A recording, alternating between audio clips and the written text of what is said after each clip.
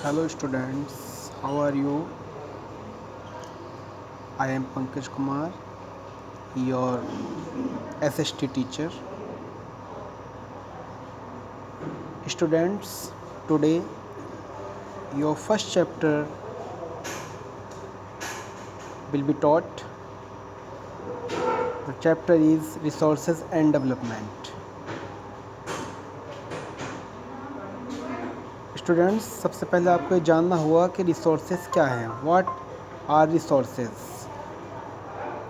तो I would like to tell you that everything available in our environment which can be used to satisfy our needs are called resources. These are a few free gifts as well as functions of human activities. तो ये resources है, इसका मतलब होता है प्रत्येक वह वस्तु जो हमारे पर्यावरण में उपलब्ध होती है और हमारी आवश्यकताओं की पूर्ति करती है, उन्हें रिसोर्सेस कहा जाता है. ये प्रकृति के द्वारा मुफ्त में दिए गए उपहार होने के साथ साथ मनुष्य के क्रियाकलाप से संबंधित कार्य भी होते हैं. अब हम आपको बताना चाहेंगे टाइप्स ऑफ रिसोर्सेज के रिसोर्सेज कितने प्रकार के होते हैं. तो देखिए, mainly resources are of two types. Number one, natural resources and the second is human resources. अब नेचुरल रिसोर्सेज और ह्यूमन रिसोर्सेज को हम अलग अलग इन्हें डिवाइड करेंगे. ह्यूमन रिसोर्सेज के अंतर्गत आते हैं आपके स्ट्रक्चर्स एंड इंस्टीट्यूशंस, अर्थात मनुष्य के द्वारा बनाए गए निर्माण और संस्थाएं.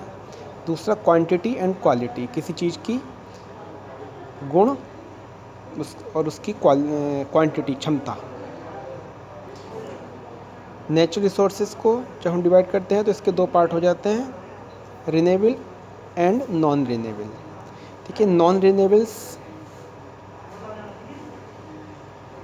रिसोर्सेज वो रिसोर्सेज होते हैं जो जिन्हें हम दोबारा एक बार समाप्त होने के बाद दोबारा से प्राप्त नहीं कर सकते हैं. इसके भी दो पार्ट हो जाते हैं, एक रिसाइकलेबल और दूसरा नॉन रिसाइकलेबल. रिसाइकलेबल मतलब जिन्हें हम रिसाइकिल कर करके उन्हें हम प्राप्त कर सकते हैं, उन्हें रिसाइकिल कर सकते हैं, उनका दोहन करके उन्हें पुनः प्राप्त किया जा सकता है. इसके अंतर्गत आपके मेटल्स आती हैं जिनमें आयरन, कॉपर, गोल्ड, सिल्वर, इस तरह से. और नॉन रिसाइक्लेबल जिन्हें हम एक बार समाप्त होने के बाद दोबारा उन्हें जो है रिसाइकिल नहीं कर सकते हैं, जिसमें आपका ऑयल है, कोल है, गैस है. जैसे ऑयल को एक बार हम यूज़ कर लेते हैं तो वो समाप्त हो जाता है, इस प्रकार से कोल और गैस.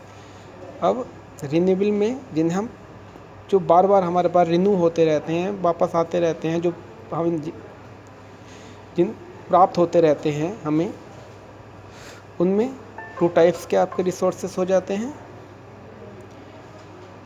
जिन्हें कहते हैं कंटिन्यूस और फ्लो, निरंतर बहने वाले, जो लगातार जारी रहते हैं, बहते रहते हैं. इसके अंतर्गत वाटर एंड विंड, पानी और हवा. दूसरा आता है बायोलॉजिकल, जो वनस्पति से जुड़े रहते हैं, वनस्पति संसाधन होते हैं. जैसे कि इसमें आते हैं आपके नेचुरल, इसमें प्लांट्स वगैरह, प्लांट्स, ट्रीज़ और वाइल्ड लाइफ से रिलेटेड, जिसमें कि आपके एनिमल्स आ जाते हैं. तो स्टूडेंट्स, आप इन सभी को ध्यानपूर्वक पढ़ें. कल हम आपको इनसे जुड़े कुछ और बातें समझाएंगे. धन्यवाद.